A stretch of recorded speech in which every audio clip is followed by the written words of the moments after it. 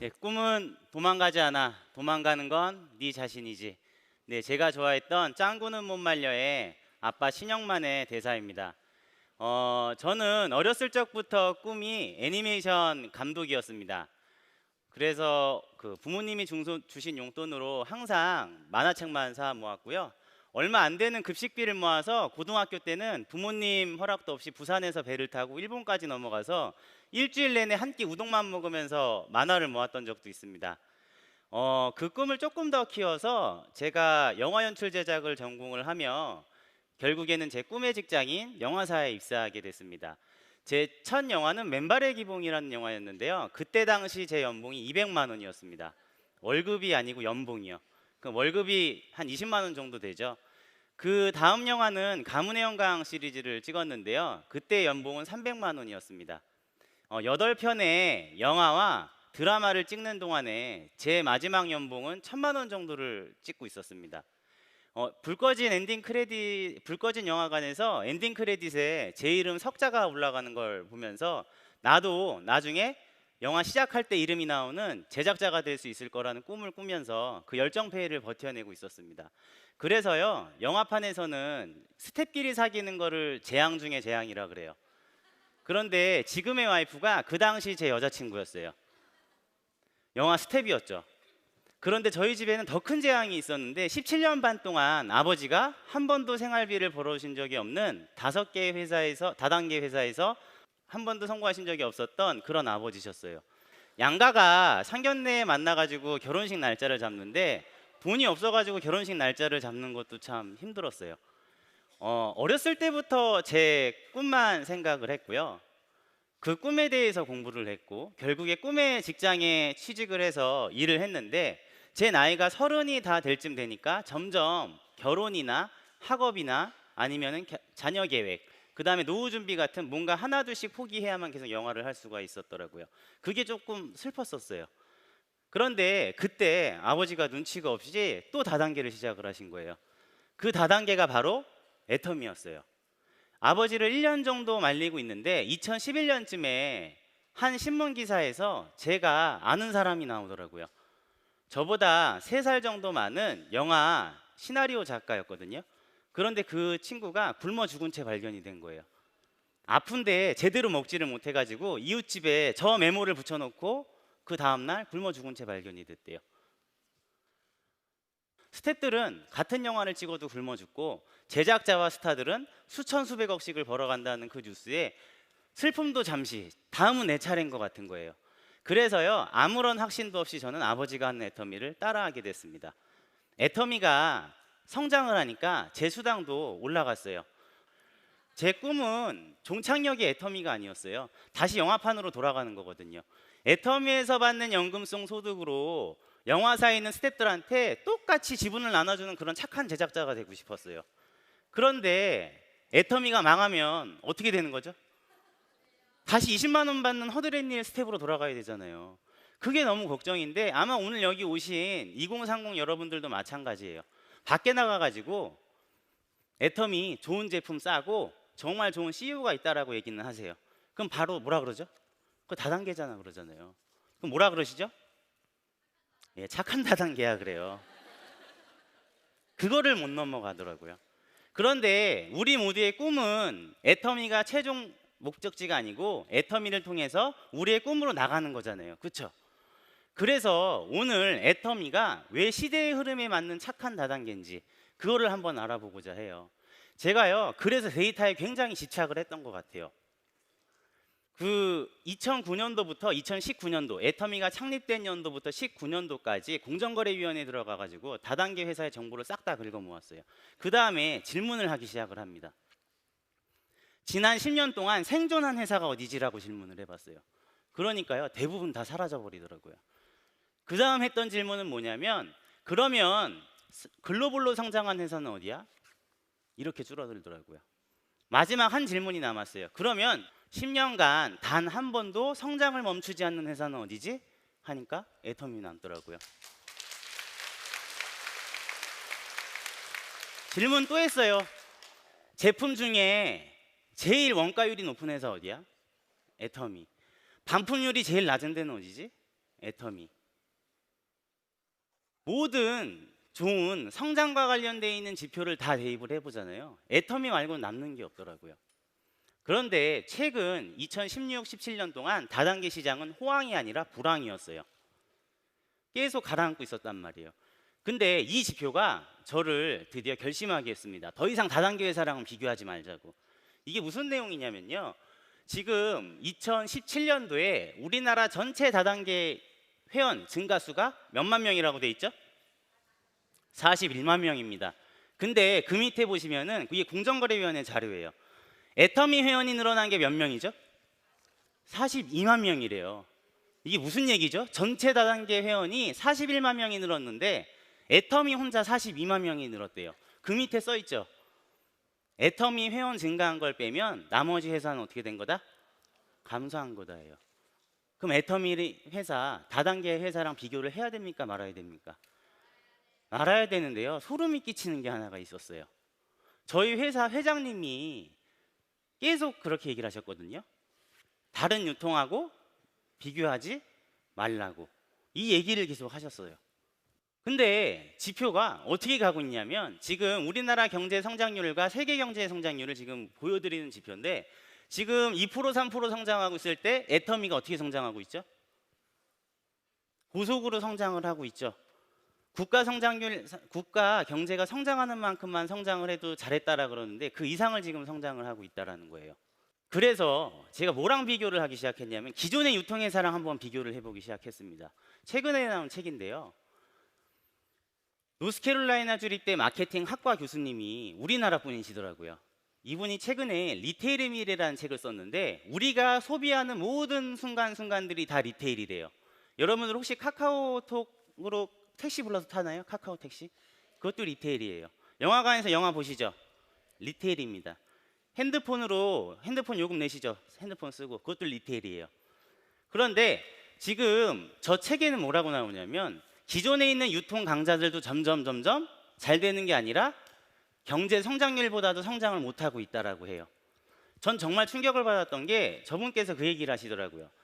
대형마트가 다 침체가 되고 있고요. 백화점이 그나마 한 자릿수로 성장을 하고 있어요. 그런데 그거는 매출이 올라서가 아니라 잘 안 되고 있는 점포를 정리해서 그렇게 됐다라는 거예요. 그런데 분명히 4차 산업혁명의 플랫폼 비즈니스와 관련되어 있는 이 유통망은 계속 성장을 하고 있다는 걸 제가 알게 됐어요. 많은 교수님들의 책과 미디어에 나온 자료들을 통해서 공부를 했는데 지금 시중에서 서점가에서 가장 핫한 책이 두 책입니다. 왼쪽에 있는 책은 뭐냐면 성균관대 최재분 교수님께서 쓰신 포노사피엔스예요. 저건 뭐냐면 2007년도부터 스티브 잡스가 뭘 만들어냈죠? 스마트폰, 아이폰을 만들어냈죠. 그때부터 스마트폰을 몸에 항상 신체의 일부처럼 지니고 다니는 신인류라고 얘기를 해요. 근데 이 사람들이 나타나면서부터 무슨 변화가 일어나기 시작을 했냐면 사람들이 이제 더 이상 대중미디어나 대기업의 자본에 휘둘리지를 않는다는 거예요. 우리 제품 살 때 미디어에서 광고하는 거 사세요? 검색해서 사세요? 검색해서 내가 사고 싶은 때에 사고 싶은 곳에서 제일 싼 데서 사시죠. 모든 권력이 소비자한테 넘어오면서 기존의 유통이 힘들어지기 시작했다는 거예요. 오른쪽에 있는 온라인 쇼핑의 종말이라는 책은 뭐라고 얘기를 하냐면 그래서 100이면 100 다양한 소비자들이 똑같은 선택을 하는 게 아니라 어떤 선택을 한다? 다른 선택을 한다는 거예요. 그래서 저기에 대응을 못하는 회사들은 침체가 되는 거고 대응을 하는 회사들은 지표가 어떻게 난다고요? 애터미처럼 고속으로 성장한다는 겁니다. 그래서요 제가 뭐에 대해서 알아봤냐면 그럼 어떤 회사가 제일 유명한데 모든 책이 유통에 관련되어 있는 책은 이 한 회사를 가리킵니다. 어디죠? 아마존입니다. 근데 아마존이 어떤 회사인지 잘 모르시더라고요. 백과사전에 여러분 지식백과사전에 아마존을 찾으면 끝에 항상 뭐라고 붙냐면요 유통업체들의 저승사자라고 표현을 해요. 유통업체의 저승사자. 자, 작년만 하더라도 이렇게 수많은 업체들이 폐업을 했는데요 125년 전통의 시어스 백화점이 결국에 파산했어요. 아마존 때문에. 시가총액 한번 보여드릴까요? 몇 조죠? 1093조예요. 세계 2위입니다. 우리나라 전체 상장기업 삼성전자까지 포함한 게 2000조가 좀 넘어요. 근데 저 회사가 절반을 하고 있는 거예요. 자, 아마존 20년 동안 계속 20%씩 성장을 하고 있고요. 지금 이 가운데 있는 지표는 뭐냐면 온라인 매출 비중이에요. 아마존이 미국 온라인 매출 비중의 49.1%를 차지를 하고 있습니다. 자, 제가 아마존이 그 어마어마한 돈으로 뭘 하고 있는지를 좀 보여드릴게요.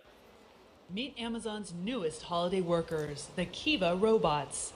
At this fulfillment center in Tracy, California, more than 3,000 of them cruise the warehouse floor, helping employees fill 고객이 millions of 주문하면은 orders. 배송 담당하는 직원 앞으로 갖다 놓는 거예요. Goes out and picks the right pot of inventory and brings it back just at the right time for the person to pick the item out to go in that. 네, 경영 효율이 굉장히 높아지겠죠. 구글은 지금 이게 그 상용화를 허가를 받았는데 아마존 지금 베타 테스트하고 있거든요. 이거 한번 보여드릴게요. 드론이 배송하는 거 보이세요? 저 밑에.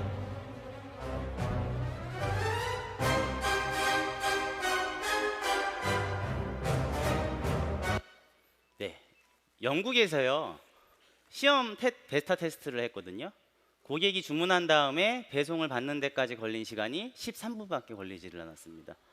아마존은 계속 수익을 낸 거를 기술에 투자하고 있는 회사입니다. 자, 이런 어마어마한 아마존하고 싸워서 이길 수가 없을 것 같은데 데스 바이 아마존이라는 책이 최근에 나왔거든요. 데스 바이 아마존이 혹시 무슨 뜻인지 아세요? 아마존이 성장하면은 망하게 되어 있는 54개의 유통 상장 기업을 얘기를 해요. 전부 다 대기업이거든요. 근데 그 기업들만 있는 게 아니라 아마존과 경쟁을 해서 살아남고 있는 회사가 있다라는 거예요. 똑같이 경쟁을 해서 똑같은 수익을 내는 그런 회사들이 있다. 그런데 그 회사들의 전략을 보니까 두 가지가 있대요. 첫 번째가 뭐라고요? 압도적인 상품력입니다. 자, 지금 이게 무슨 얘기냐면 우리는 유통업체가 아니라 기술업체다. 우연의 일치로 유통을 한다. 아마존은 오픈마켓형 방식이에요. 무슨 얘기냐면 내가 만약에 칫솔을 팔고 싶죠. 그럼 칫솔을 아까 저 키바 로봇이 있는 데다가 그냥 물류 창고에다가 넣어놓기만 하면 아마존이 알아서 주문받고 배송하고 결제하고 반품도 받아주고 고객 응대를 한 다음에 6%에서 15% 정도 수수료만 빼고 나한테 수당을 주는 방식이에요. 결제 대금을. 그런데 문제는 뭐냐면요. 칫솔을 내 것만 팔아줄까요? 아니에요. 수천 수백 개를 수만 개의 칫솔을 팔고 싶은 사람이 있으면 다 팔아줍니다. 가격 경쟁하고 품질 경쟁은 누가 하는 거죠? 내가 알아서 하는 거예요. 내가. 납품하는 사람이 알아서 하는 거라고요. 그런데 최근에 살아남고 있는 회사들이 어떤 거냐면 바로 이 플랫폼 방식을 써요. 자, 뭐라고 나와 있냐면 공급자 선별 중심의 플랫폼 큐레이션형이라고 얘기를 합니다. 자, 애터미 방식은 이런 방식이에요. 어떤 방식이냐면 칫솔을 팔아요. 그런데 칫솔을 그냥 파는 게 아니라 그냥 아무 회사나 애터미 플랫폼에 올려놓으세요 이 뜻이 아니에요. 애터미가 귀찮지만 고객들을 위해서 최고의 칫솔을 하나를 선택해 드릴게요. 절대 품질의 제품을 하나를 선택해 드릴 테니까 이거를 고르시면 됩니다 이거예요. 근데 이게 일품일사 원칙이라고 해서 저희가 이 방법을 채택을 하고 있는데 플랫폼 시대의 유통회사에서는요 일품일사는 목에 칼을 들이지지 않고는 할 수가 없는 짓이에요. 아까도 분명히 말씀드렸지만 스마트폰 시대, 이 포노사피엔스 시대에는 다양한 소비자가 어떤 선택을 한다 그랬죠? 다양한 선택을 하기 때문에 그래요. 그런데 한 칫솔만 판다고요? 말이 안 되는 거잖아요. 근데 이 칫솔이 1초에 지금 한 개씩 팔리고 있어요. 2,600만 개가 팔렸다라는 겁니다. 자, 그러면 애터미는 칫솔에 있어서 지금 팬덤을 형성한 거예요? 형성하지 못한 거예요? 형성을 했다라는 거죠. 그러면 우리가 2,600만 개 팔아줄 테니까 니네가 알아서 값을 낮춰와라. 이렇게 갑질을 하는 회사일까요? 그랬었으면 벌써 두들겨 맞았겠죠. 요새가 어떤 세상인데. 저희는 납품업체를 합력업체라고 표현을 해요. 어떻게 하냐면 결제를 해주는데 10만 개, 20만 단계로 주문을 해줄게. 대신에 원료값을 성금으로 준다. 그 다음에 결제 방식도 대기업보다 훨씬 뛰어나게 일주일 단위로 결제를 해줄게. 그 다음에 시설 같은 거 늘리거나 그럴 때 우리가 자금도 지원을 해주겠다. 여러분 이거 갑질하는 회사예요? 서로 상생하자는 회사예요? 상생의 원칙이 있는 그런 훌륭한 회사입니다. 그래서 이 딱 한 군데의 칫솔을 가지고 협력업체랑 머리를 맞대서 절대 가격으로 떨어뜨려 놓은 거 아마존은 절대 할 수 없는 압도적인 품질력을 끌어내는 게 바로 이 애터미 방식이라는 거예요. 자, 이거는 지금 현재 2017년도 공정거래위원회 자료입니다. 제가 조금 읽어드릴게요. 글씨가 잘 안 보이실 텐데 애터미가 부가가치세 포함 8,200억을 했다라는 거예요. 제품을 저런 히트 상품 같은 거를 팔아서. 근데 소비자들한테 지금 수당을 얼마 준 거냐면 3,140억을 줬어요. 우리가 기본적으로 어느 플랫폼 기업에 가서 제품을 사더라도 우리를 성공시켜주거나 수당을 주는 회사가 있나요? 없단 말이에요. 그런데 수당을 준다는 이유로 지금 제품값을 비싸게 팔고 있어요? 그것도 아니란 얘기예요. 저희 회사에서는 지금 뭐 해모임 같은 거 5년 연속 지금 1,000억 원대 이상을 하고 있는 히트 상품이죠. 앱솔루트 같은 경우도 지금 나온 지 얼마 안 됐는데 작년에 1,000억 원 매출을 했습니다. 우리 보통 1,000억 원 정도 팔리면 히트 상품이라고 얘기를 하거든요. 지금 화장품 같은 거 애터미가 뭐 브랜드가 없다고 얘기를 하시는 분들이 있는데 글로벌 시장 조사기관에서 그냥 우리가 부탁을 한 게 아니라 알아서 그냥 하신 거예요. 근데 기초 화장품류에 보면 지금 5등이 누가 올라와 있죠? 애터미가 올라와 있어요. 소비자는 아무 데서나 지갑을 열지 않는 시대예요. 트렌드 코리아의 김난도 교수가 분명히 얘기를 했습니다. 밀레니얼 세대는 부모님이 금융위기를 겪는 걸 봤기 때문에 자발적으로 지금 가성비를 찾아 나서고 있어요. 그런데 그런 시대에 지금 두 자릿수 성장을 8년째 계속하고 있다는 겁니다. 지금 국내 기업 중에 이 지표는 얼마나 무서운 지표냐면 국내 기업 중에는 1위고 업계 전체 순위는 2위예요. 그런데 등록된 판매 연수는 누가 제일 많죠? 애터미예요. 팬덤을 형성하고 있다는 거예요. 그거를 인식하셔야 돼요. 저희 회사 박한길 회장님께서는 경쟁자가 10년 뒤에 나올 줄 알았나 봐요. 큐레이팅 방식으로 지금 따라하는 업체들이 나오고 있죠. 큐레이팅의 정의가요 2년 전에 나오기 시작했어요. 우린 10년 전부터 하고 있었는데 그 정의에는 뭐라고 되어 있냐면 공급 업체를 2-3개 정도로 줄여라라고 되어 있어요. 그리고 대량 주문을 통해서 값을 낮춰 이건데 우리는 이미 10년 전부터 일품 일사예요. 절대 품질로 끌어올리려고 절대 가격으로 팔겠다 이거랍니다. 그 경영 노하우를 배우라고 저희 회장님께서 11대 직접 판매 협회장에 취임하셨죠.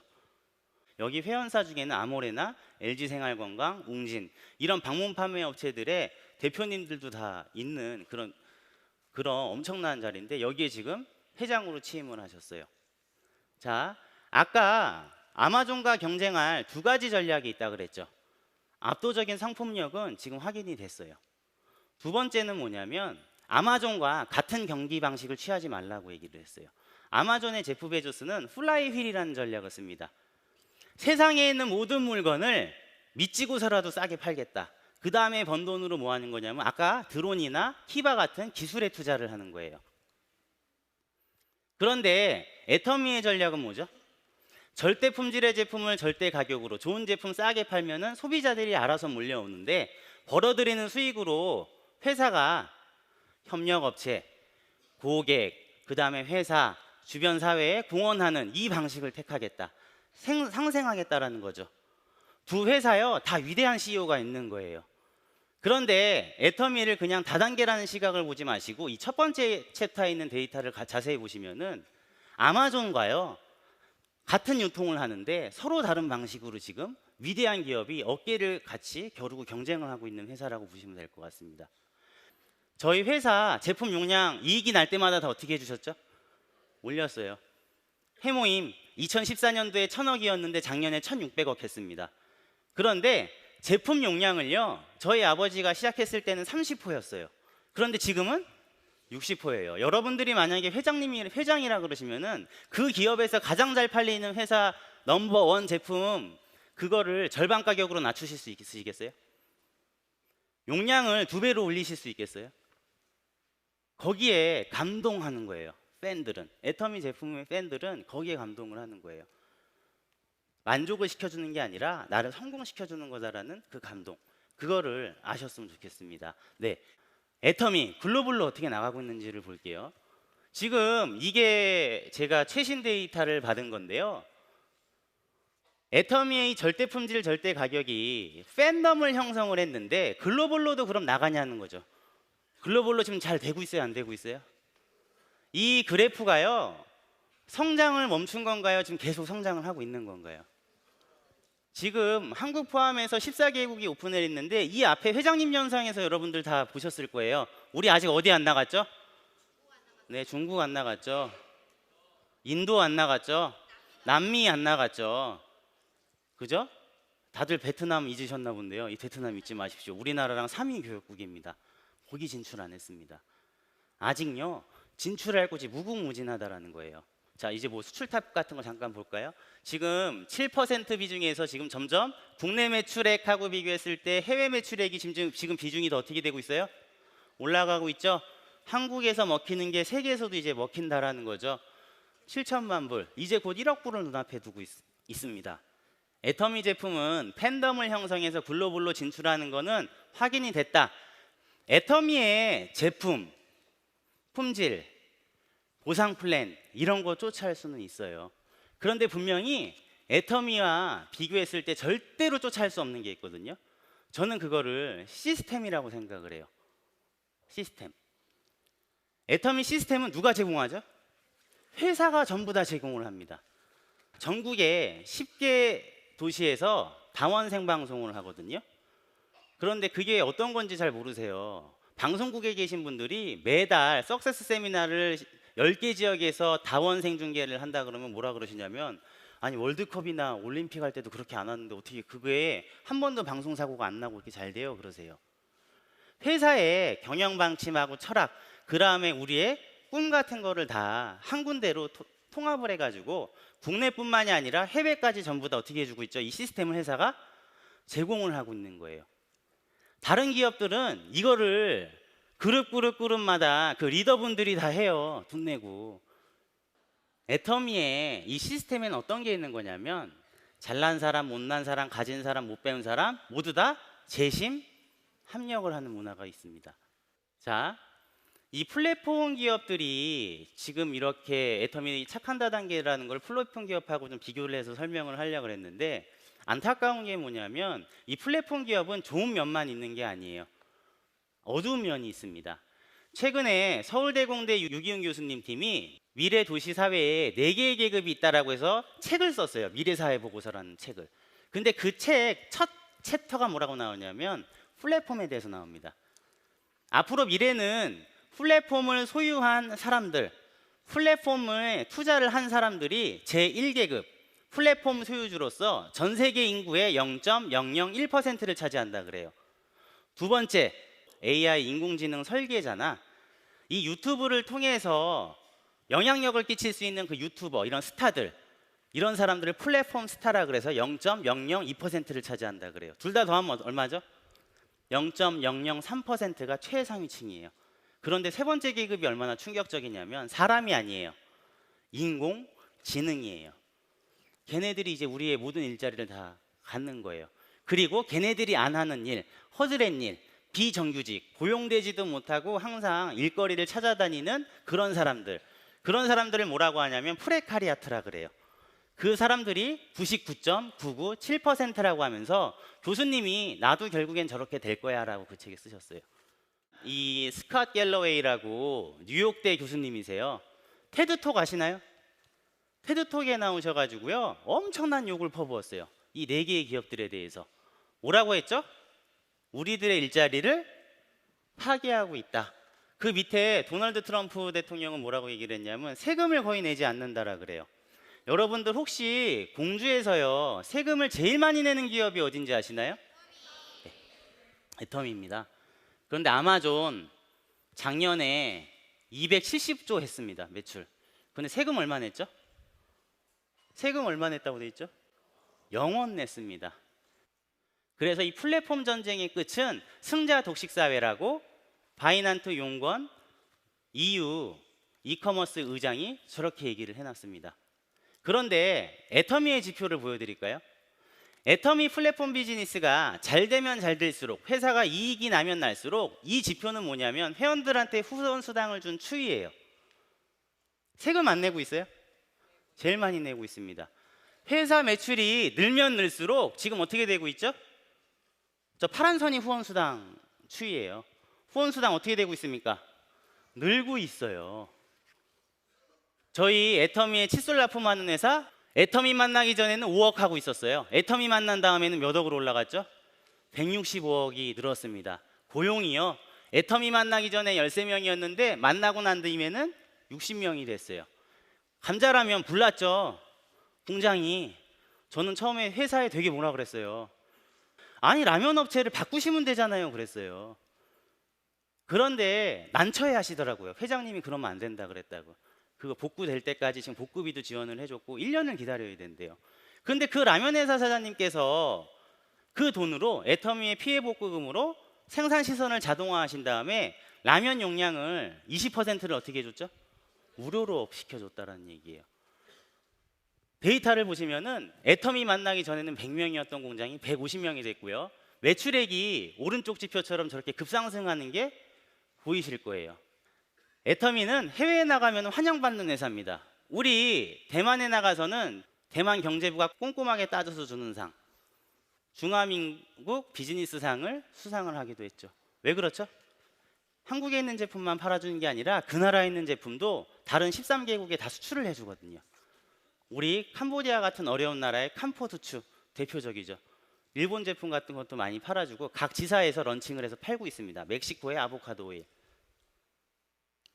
자, 애터미가요 어마어마한 지표를 갖고 있는데 한 가지 약점이 있어요. 그게 뭘까요? 제가 이거요 3년 전에 영리더스 워크샵에서 본 다음에 이거 달라 그랬더니 회사에서 막 아유 안 된다고 부끄럽다고 안 주시더라고요. 제가 오늘 강의하니까 이거 꼭 달라고 제가 협박해서 받았어요.